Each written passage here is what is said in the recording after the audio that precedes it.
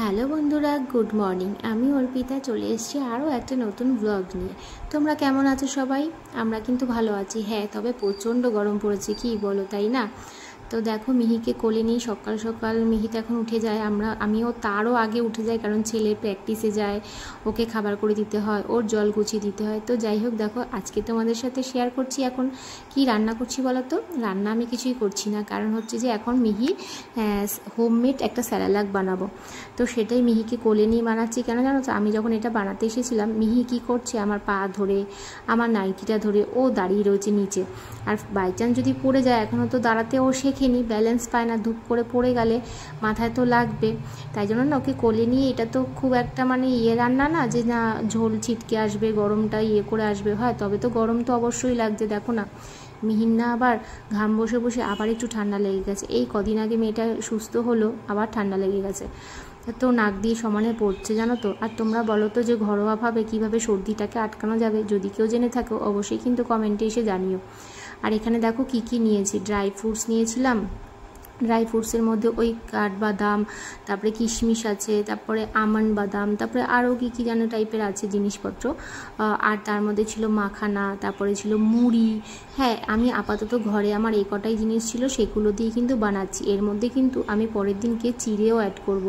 আর এইটা না আমি আমার ছেলেকেও কিন্তু 1 চামচ করে ওর যখন বুস্ট গুলি সকালবেলা, সেটা ওকে দিয়ে দিই, তাহলেও বুঝতে পারে না। ড্রাই ফ্রুটসের এই গুঁড়োটা আলাদা করে যখন রেখে দিই, মিহিকেও যখন আমি খাওয়াই, তখন আমি সকালবেলা যখন ছেলেকে বুস্ট করে দিই, তখন ওকেও 1 চামচ দিয়ে দিই। তো অতটা বুঝতে পারে না, নাহলে তো খেতে চাইবেই না। আর মুড়ির গুঁড়ো খাওয়া তো খুবই ভালো, কি তাই না বলো তো? আর তোমরা বলো তো এটার সাথে আমি আর কী কী অ্যাড করতে পারি, সেটা কিন্তু অবশ্যই কিন্তু কমেন্টে জানিও। মানে যত রকম ড্রাই ফ্রুটস থাকে এখানে, ওই আখরোটটা আমার দেওয়ার ইচ্ছে ছিল কিন্তু নেই ঘরে, আপাতত আমার এই কটাই জিনিস ছিল, তাই জন্য দিয়েছি। আজই আমি শাশুড়ি মাকে বলেছিলাম যে আমাকে যেন একটু চিড়ে এনে দেয়।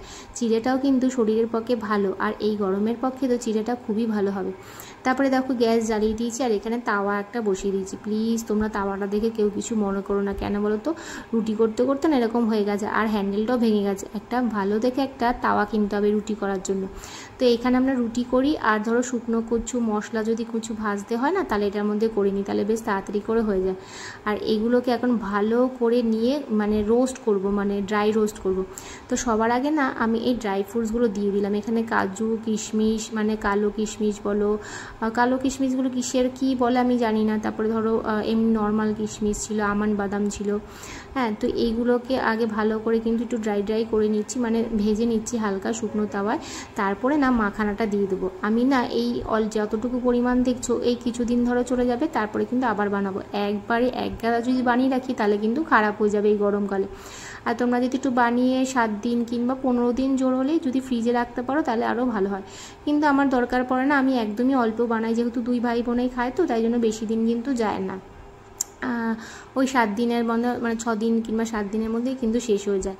তারপরে দেখো এগুলোকে যে মাখানাটা না ভালো করে ভাজতে হবে, যাতে না যখন দেখবে হাত দিয়ে মানে টিপলে পরে পুরো গুঁড়ো গুঁড়ো হয়ে যাচ্ছে, তখনই তোমরা ভাববে যে এটা কিন্তু ভালো করে রোস্ট হয়ে গেছে।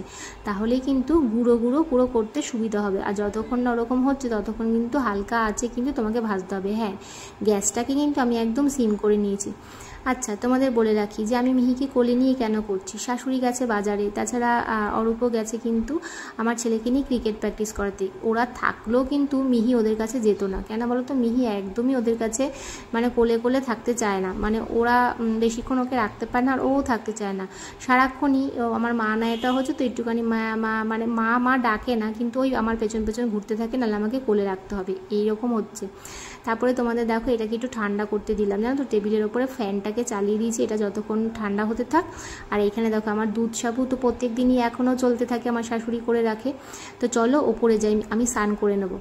তারপরে দেখো মিহিকে এখানে বসি, আমি স্নান করে নিলাম। এত গরম লাগছিল কি বলবো। আর এখন তো ওটাকে গুঁড়োও করা যাবে না। তারপরে ভাবলাম যে মিহিকে কিন্তু আজকে সকালের খাওয়াটা অনেকটাই লেট হয়ে গেছে, আমার না ভাজতে আমি ভুলে গেছিলাম বলে একটু লেট হয়ে গেল। আর এই দেখো এখানে মিহি খেলছে বল টল নিয়ে, আর এইদিকে দেখো বিছানা টিছানা সব ওপরে তো পরিষ্কারই থাকে, কারণ ওপরে কেউ এখন আমরা শুচ্ছি না, যেহেতু ওপরের ঘরে এসি নেই বলে প্রচণ্ড গরম।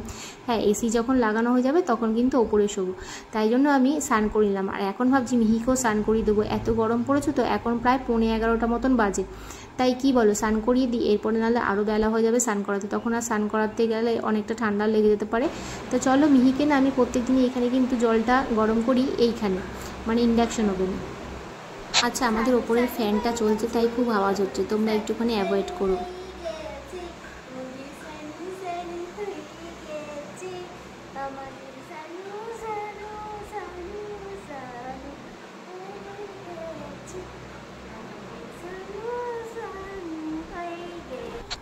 তারপরে দেখো নিচে চলে এসেছি, আর ওটাকেও কিন্তু ড্রাই করে একদম মানে গুঁড়ো করে নিয়েছি। ড্রাই বলতে ওটাকে মিক্সির মধ্যে গ্রাইন্ডারে কিন্তু গুঁড়ো করে নিয়েছি, আর মিহি খাবারটাও রেডি করে নিয়েছি।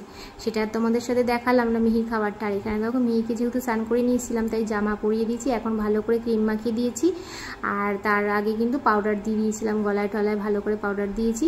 আর মাথায় না আজকে তেল আমি দেইনি, কেন বলো তো, আমার মা বলে যে ঠান্ডা লাগলে নাকি তেলটা দিতে নেই, তাহলে নাকি আরও বেশি ঠান্ডা লেগে যায়, তাই আজকে আর তেল দিইনি। কালকে যেহেতু তেল দিয়েছি তাই আজকে আর দিইনি। আর এই যে মহারানী দুদিন ধরে যে কী হয়েছে, চুলে হাতই দিতে দিচ্ছে না।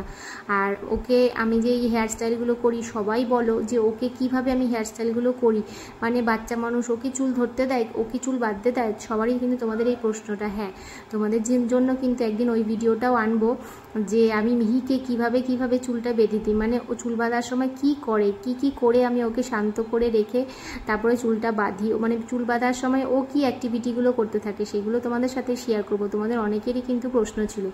তো দেখো কিন্তু দুদিন ধরে না করতে দিচ্ছে না, আমার মনে হয় কি নজর লেগেছে জানো তো, সবাই যেহেতু বলছিল তো চুল কি করে বাঁধো, এইটুকুনি বাচ্চার চুল কি করে বাঁধতে দেয় ও তোমাকে। আর এই যে মহারানী দুদিন ধরে আমাকে চুলই হাতে দিতে দিচ্ছে না, আর এইটুখানি চুলে আবার জট পড়ে। আসলে মিহির না চুলগুলো একটু কোঁকড়ানো, তাই জন্য ওর চুলে কিন্তু একটুতেই জট পড়ে যায়। আর ওর একটু স্নান করেছে তো ঘুম পেয়েছে, কিন্তু না এখন তো ঘুম পাড়াবো না, আগে খাইয়ে নিই তারপরে ঘুম পাড়াবো। আর মিহি জানো তো কি হয়েছে, একদম মিষ্টি জিনিসটা খেতে চাইছে না জানো তো, মানে মিষ্টি খাবার জাতীয় জিনিস খেতে চাইছে না। ও এমনিতে তো মেয়ে ঝাল খাওয়া শিখে গেছে, এই ধরো মানে ও যবে থেকেই খাচ্ছে ধরো 7.5 মাস, মানে 7.5 মাস না, ধরো ওই 8 মাস থেকে কিন্তু ও ঝাল খাওয়া শুরু করে দিচ্ছে। কীরকম ঝাল খাওয়া আমি বলছি, চলো তোমাদের দেখতে থাকো। আমি ওপরে চলে এসেছি মিহিকে ঘুম পাড়িয়ে রেখে, আর আমিও কিন্তু ওপরের মানে শাশুড়ি রয়েছে পাশের ঘরে, ওকেও রেখে এসেছি, ও ঘুমাক ততক্ষণে আমি ওপরের কাজগুলো সেরে নিই। দেখতেই পাচ্ছ যে আমি ওপরে ঘরটার পরিষ্কার করছি। আর দেখো চেয়ারে মানুষ শেষে বসে, আর আমাদের চেয়ারে হচ্ছে জামা কাপড়, কোনোটা কাঁচা, কোনোটা আকাচা, কোনোটা ধরো আধ পরা জামা কাপড়, এগুলো। তো তোমাদের বাড়িতেও কি এরকম হয়ে থাকে জানি না বাবা, কমেন্টে কিন্তু তাহলে জানিও। আর এগুলো দেখতেও ভীষণ বাজে লাগে। তো যাই হোক দেখো আমি আবার মুছতে কি করি, কিছুটা নোংরা না আর উঠতেই চায় না, তাই জন্য ওগুলোকে হাত দিয়ে আবার ফেলে নিই, তারপরে আবার মুছতে থাকি। আর আমার একটু বারে একই জায়গা মোছার একটু অভ্যাস হয়ে গেছে, কেন জানি না বাতিক হয়ে গেছে বলতে পারো। দেখো এত জামা কাপড়, আমি কোনটা ছেলে পরেছে কোনটা পরিনি কিছুই বুঝতে পারছি না। এইগুলো হচ্ছে আমার সব ছেলের জন্য জানো তো, একদম গুছিয়ে মানে রাখতেই পারি না। তারপর ডাইনিং মুছতে চলে এলাম কিন্তু ঘরে। তো যাই হোক, যেটা বলছিলাম তোমাদের, যে কি বলছিলাম বলো তো, যে ও হ্যাঁ আমি না মুছতে আমার না খিদেও পেয়ে গেছিলো জানো তো। আমি ভাবছি কি আমার এত খিদে পেয়েছে কেন, আমি আজকে দুধ সাবুটাই খাইনি। দাঁত বলো